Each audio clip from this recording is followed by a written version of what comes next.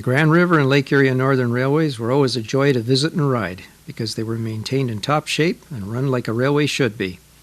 I hope that the few photographs I've managed to take of them are a fitting tribute to this operation. Good place to start looking at the Lake Erie Northern and Grand River Railways is at Preston Shops. Motor 222 is outside, their oldest. It was rebuilt in 1918 from a 1903 freight motor. Lake Erie Northern did a pretty heavy freight service. Here's a southbound freight train just passing through Glenmorris Station. That used to be an old house at one time, was converted to a station, and at this point was more or less closed again. This is a northbound freight at Simcoe. There wasn't much freight service on the lower end of the line, so you can see we've got quite a short train here, just a wooden coal car and a tank car. So freight trains tended to be shorter down there. At the very south end of the line at Port.Dover, they constructed a new station there just at the end of the war when they stopped using the Canadian National tracks down to the waterfront. And that building is still there today. It's used as a storage building in the municipal yard. Lake Erie Northern had two wooden combines, 795 and 797. This was decorated with the second safety color scheme on the end. It went from checkerboards to yellow around the windows. I guess they were probably having too many level crossing accidents and decided to do something about it to make the cars more visible. I started shooting color slides of Lake Erie Northern and Grand River in September 1953, which is when this shot was taken.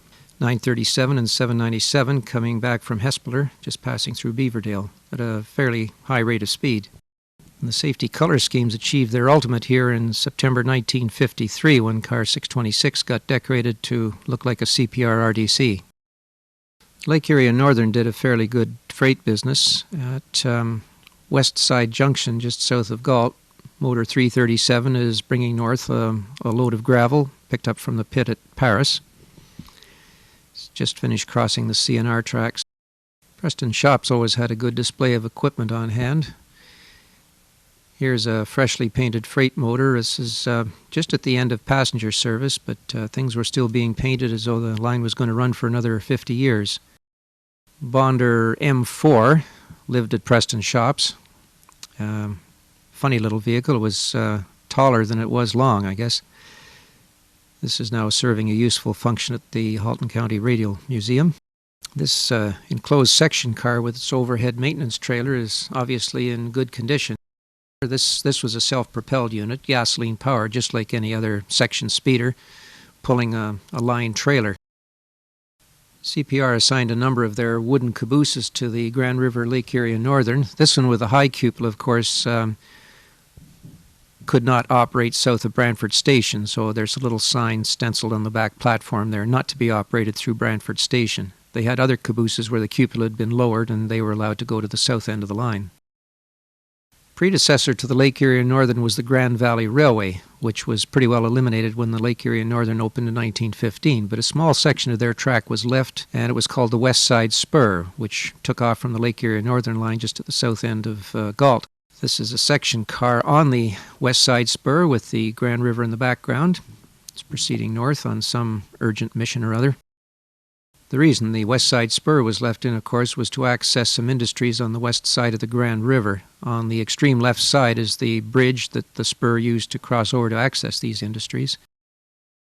So the Grand River really did serve an awful lot of industries in the area known as Cambridge today, not only in the Galt and Preston area, but Kitchener and Waterloo as well.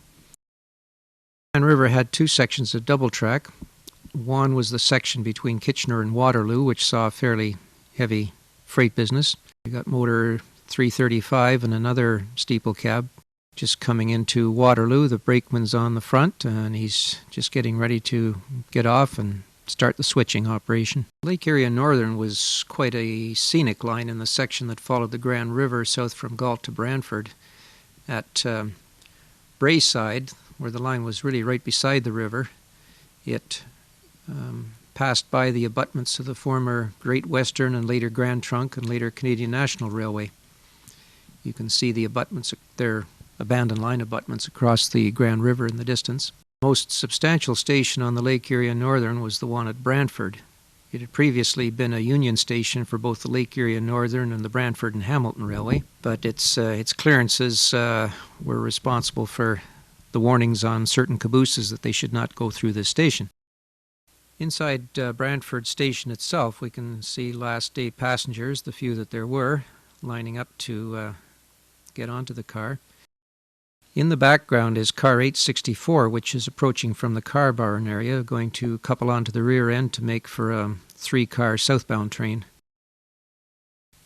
When the CNR abandoned that line in the background, they left that girder bridge on the right in place just to support the overhead for the Lake Erie and Northern, so it remained there right through to the end of electrification. The last day of operation was a beautiful day, as you can see. The cars didn't appear to be packed with people taking their last run, maybe a few more than normal, but it looked just like another day. These little wooden shelters were a sort of trademark of the Lake Erie and Northern and the Grand River, being scattered at various points along the line. Another trademark was some of the wooden overhead bridges where country roads crossed the line rather than have a level crossing. They just constructed a trestle over the railway. Dutton was a popular location for northbound and southbound cars passing a spur on the right side, which also led to a siding into the Telephone City and Supply gravel pit at the extreme right. Northbound steeple cab 337 is pulling a fairly short freight train consisting entirely of stock cars and one caboose. It's just cleared the passenger station, and car 864 is waiting its turn to go south. It's just sitting on the side track that lead to the car barn. The scene at Brantford Car Barn on the last day of regular operations certainly didn't look like a last day. The cars were spick and span, all shined up just like any other day. It was a shame to see these cars, as well as they'd been maintained and as good as they were looking on the last day, to never be used again after this time. It was rather sad on the last day of regular operation to see cars looking so good, that had been so well maintained, and to know that they would probably never run again. Mount Pleasant Station was closed shortly after the operation ended, and still exists today as a nearby residence. After uncoupling from the 3-car train, car 864 returns northbound to Brantford, crossing the New York Central at Waterford. This bridge was used later years after the abandonment of the Lake Erie and Northern as a connector for the CP's own Nanticoke steel train service. Car 864 returns again from Brantford, heading south to Port.Dover on the second last southbound train, fairly late in the day, now crossing the Lynn River Trestle in Simcoe. After all the official last runs, there was one more final last run on May the 1st, 1955. It was a charter for the Buffalo chapter of the NRHS. The train started out from Preston in the morning as a deadhead run to Waterford, and we rode it south from Preston to Waterford, where we are now, just waiting for the NRHS to arrive on their New York Central passenger train. While we were waiting for the NRHS to arrive, the crew decided to switch the cars around, so they moved car 848 onto the front.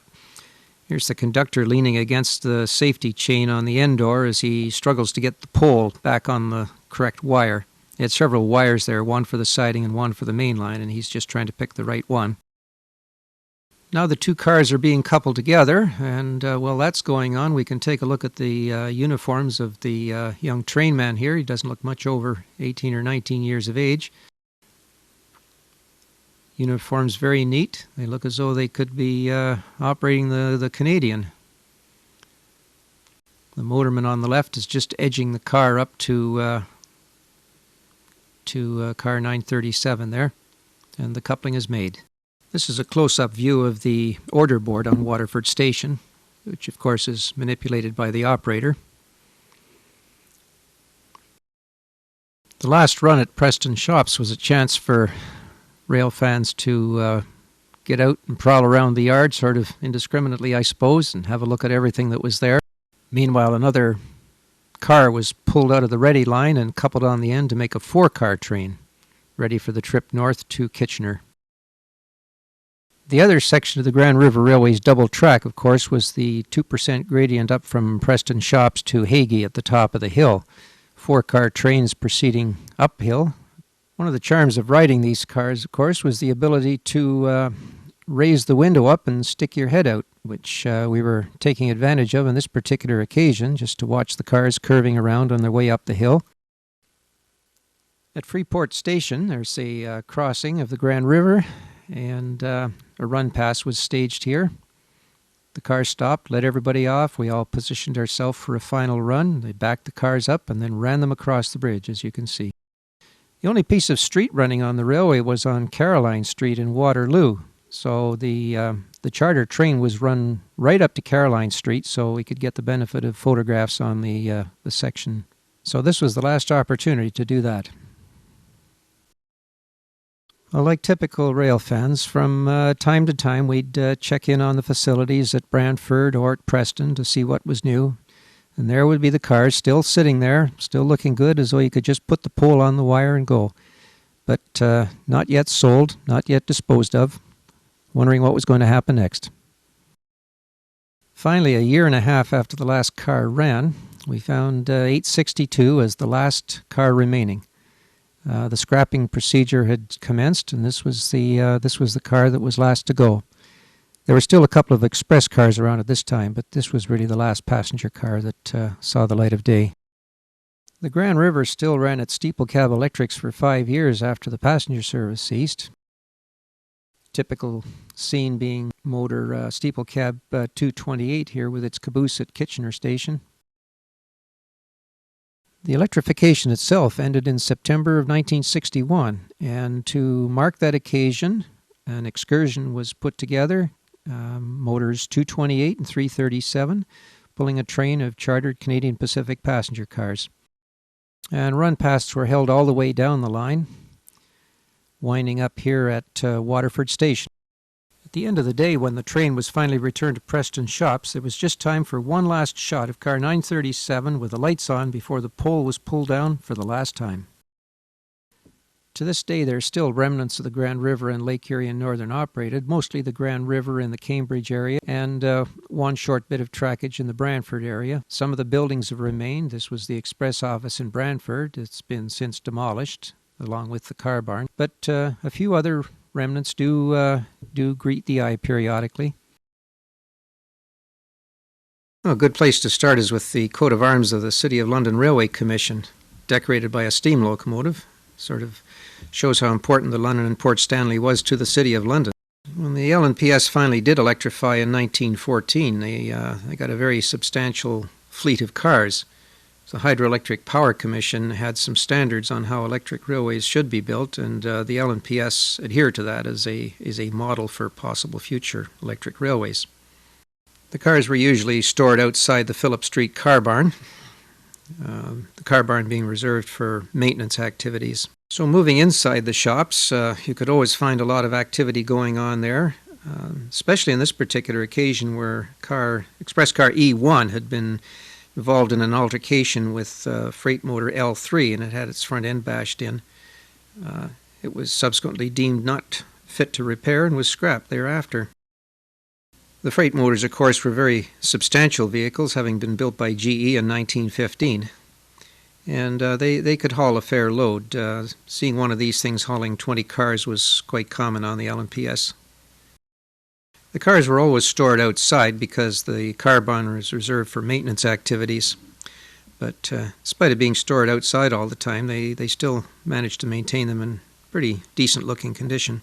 The London and Port Stanley, being a very circumspect outfit, didn't operate on Sunday mornings. However, if you'll notice, we have Car 2 making the first trip of the morning up from the car barn to the station. The transfer point for freight, of course, was at the London end, where they connected with the Canadian National. So if you were waiting at the passenger station for a train, there could be a hive of activity there as a freight motor such as L3 came by with either coal cars for the coal merchant down the way or some refrigerator cars.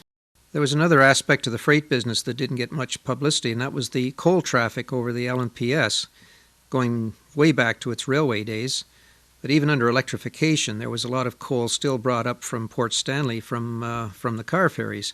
However, when the car ferries sank and the transportation system on the lake began to use self-unloaders and just dumping the coal in the dock at Port Stanley, the LNPS had to rush out and buy its own hopper cars. So in the late 50s, they still had some of these left to serve coal merchants in the London area, such as the one just past the station on Bathurst Street.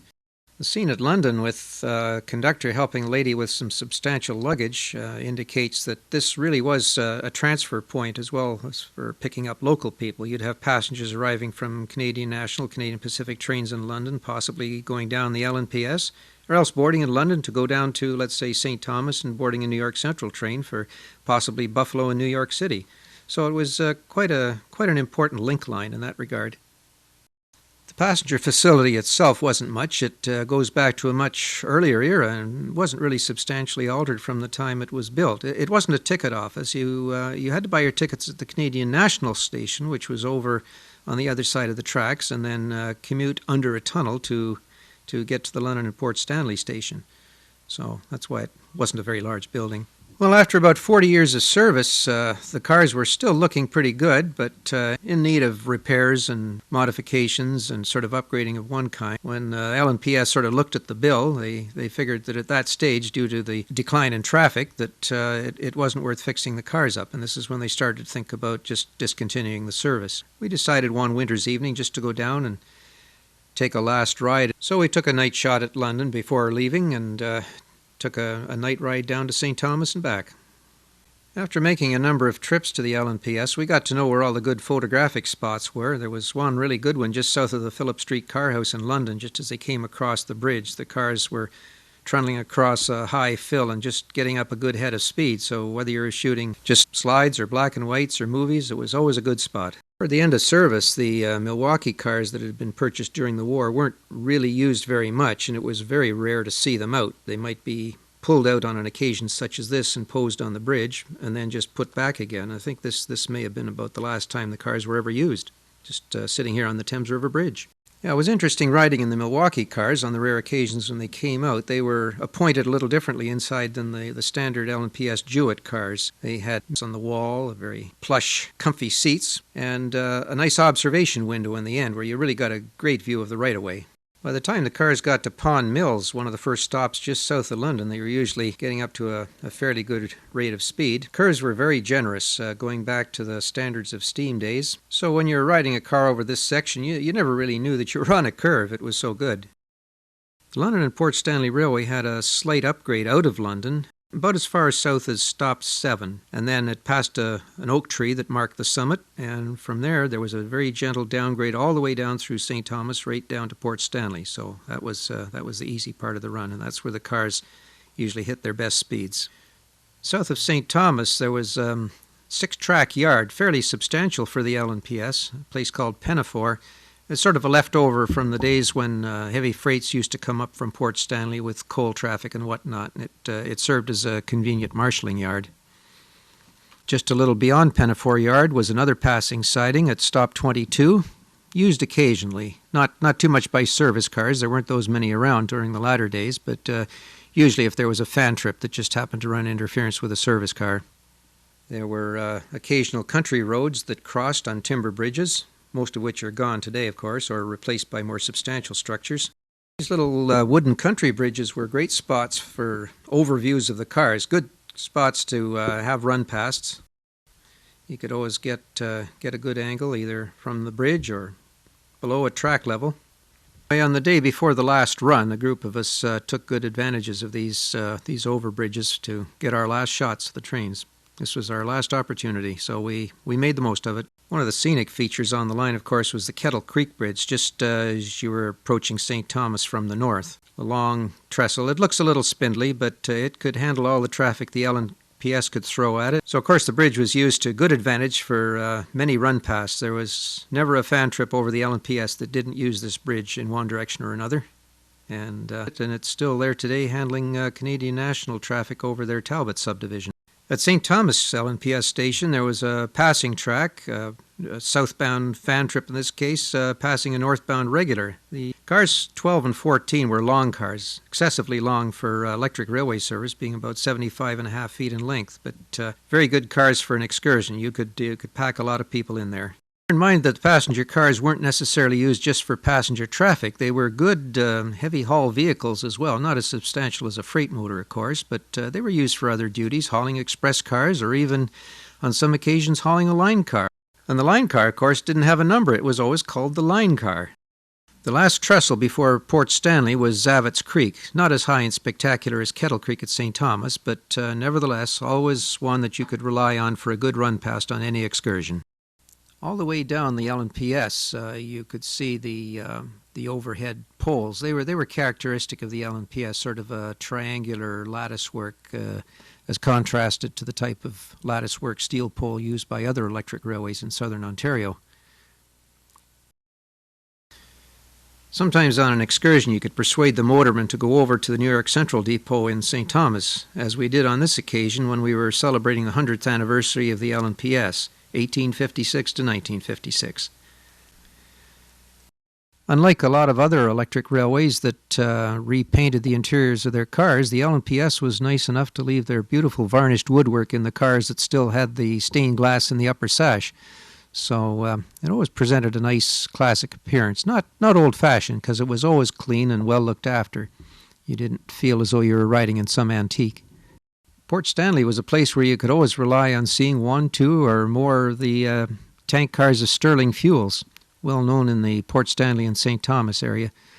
They never went much off the Port Stanley, but were certainly a common sight around there.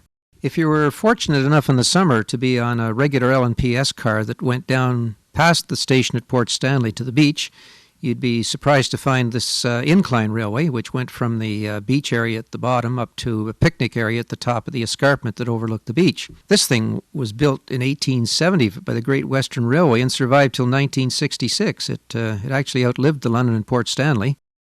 The stained glass windows were always a trademark of the London and Port Stanley cars, except for car number 8, of course, which had a fire, and when got rebuilt, the stained glass windows were left out of it. But seen late in the day, the late day light really showed them up to advantage. The passenger service south of St. Thomas had been shut down a month before the total service was discontinued because the substation at St. Thomas had been closed.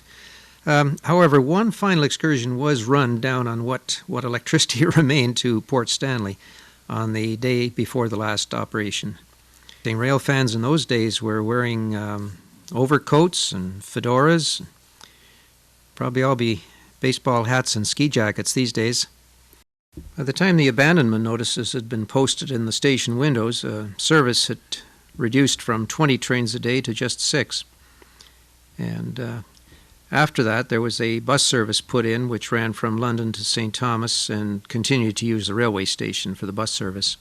On this cold, snowy day, this last excursion was also the last passenger run between Port Stanley and St. Thomas, regular service discontinuing the day after.